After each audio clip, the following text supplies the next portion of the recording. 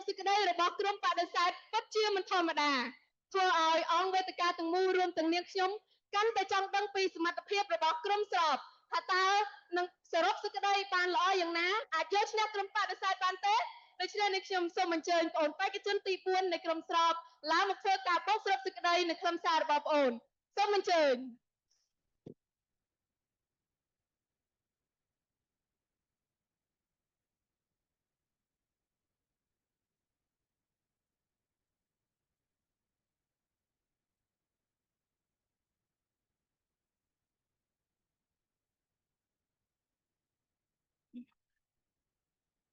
ខ្ញុំចង់បញ្ជាក់ទៅកាន់ក្រុមបដិសេធដែរថាក្រុមស្របយើងខ្ញុំមិនបានអះអាងថាយុវជនសតវត្សទី21ប្រើប្រាស់ចំណេះដឹងគ្រប់គ្រាន់នោះទេតែបើយុវជនសតវត្សទី21មានចំណេះដឹងហើយ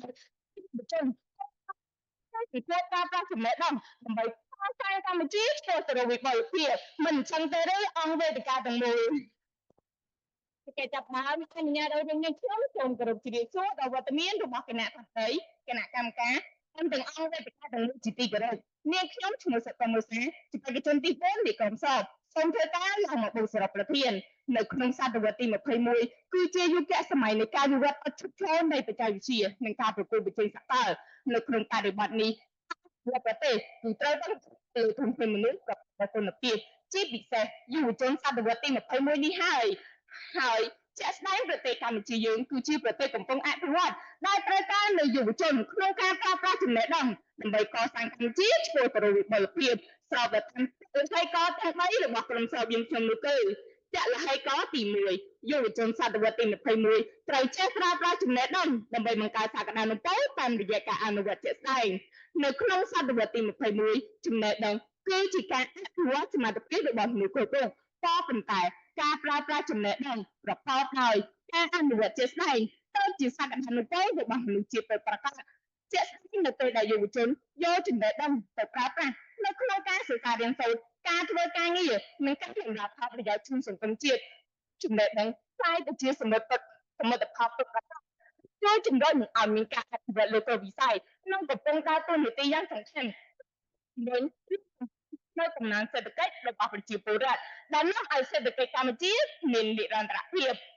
ហើយកទី2យុវជនសតវត្សទី21ត្រូវចេះប្រើប្រាស់ចំណេះដឹងដើម្បីជំរុញនវានុវត្តន៍ថ្មីនិងការប្រកួតប្រជែងសកលក្នុងសតវត្សទី21គឺជាសម័យដែលពិភពលោកមានការប្រកួតប្រជែងទៅលើនវានុវត្តន៍ថ្មីមិនមានត្រឹមតែសញ្ញាបត្រច្រើននោះទេនៅពេលយុវជនយកចំណេះដឹងនេះទៅប្រើប្រាស់ពួកគេនឹងអាចបង្កើតនូវអ្វីៗដែលថ្មីអាជីវកម្មថ្មីនិងអភិវឌ្ឍទៅលើផលិតផលដែលមានដូចជា AI Startup និងសហគ្រិនភាពដើម្បីឆ្លើយតបទៅនឹងតម្រូវការទីផ្សារនាពេលបច្ចុប្បន្ននេះម្យ៉ាងវិញទៀតនវានុវត្តន៍ថ្មីបែបនេះបានជួយជំរុញទៅលើផលិតភាពឱកាសការងារនិងទាក់ទាញវិនិយោគទាំងក្នុងនិងក្រៅប្រទេសផងដែរ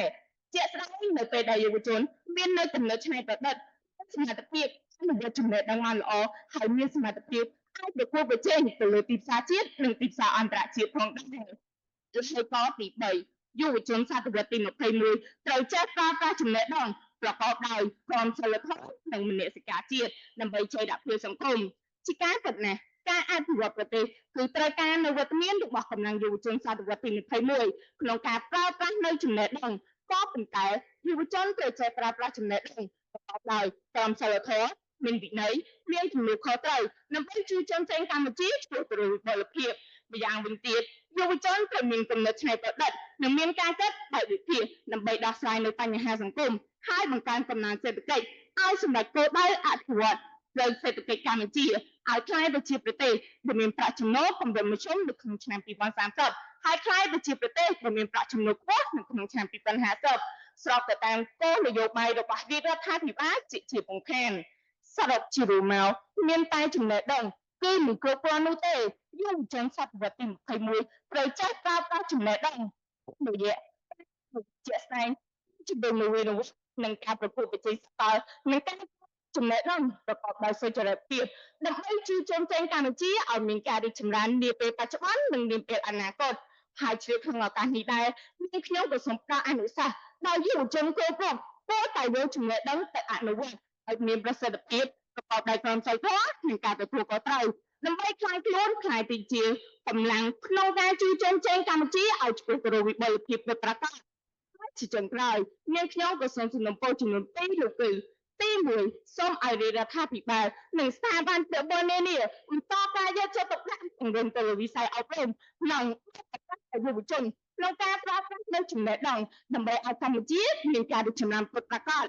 ទី2សូមឲ្យយុវជនសតវត្សទី21គ្រប់រូបបន្តខិតខំប្រឹងប្រែងរៀនសូត្រអភិវឌ្ឍជំនាញប្រកបដោយគុណសម្បត្តិសតវត្សទី21ហើយយកចំណេះដឹងនេះទៅប្រើប្រាស់ដើម្បីលើកបង្កើននូវអត្តសញ្ញាណជាតិខ្មែរជាពិសេសប្រើប្រាស់អក្សរសាស្ត្រជាតិឲ្យបានច្រើនអភិវឌ្ឍប្រទេសឲ្យធ្វើទៅរកវិបលភាពចូលទៅតាមជាឆ្លងយើងទាំងអស់គ្នាដើម្បីកម្ពុជាដើម្បីយើងទាំងអស់គ្នាហើយជាចុងក្រោយនាងខ្ញុំនៅតែប្រកាន់គោលជំហរគាំទ្រទៅលើប្រធានបទខាងលើនេះដដែលសូមគោរពអរគុណនិងសូមអរគុណ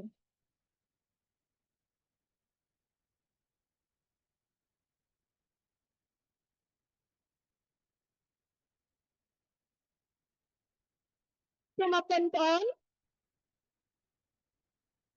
ចាសូមអរគុណពេលនេះនេះខ្ញុំកាន់តែយល់ច្បាស់ហើយថាពិតជាមិនអាចសម្រេចបែងចែកថាក្រុមណាឈ្នះក្រុមណាចាញ់បានទេមានតែប្រកល់តួនាទីនេះជូនដល់គណៈកម្មការដាក់ពិន្ទុទាំង7រូបដើម្បីឲ្យលោកសម្រេចនូវភាពឈ្នះចាញ់នៅក្នុងការប្រកួតនាវគ្គផ្ដាច់ព្រនេះ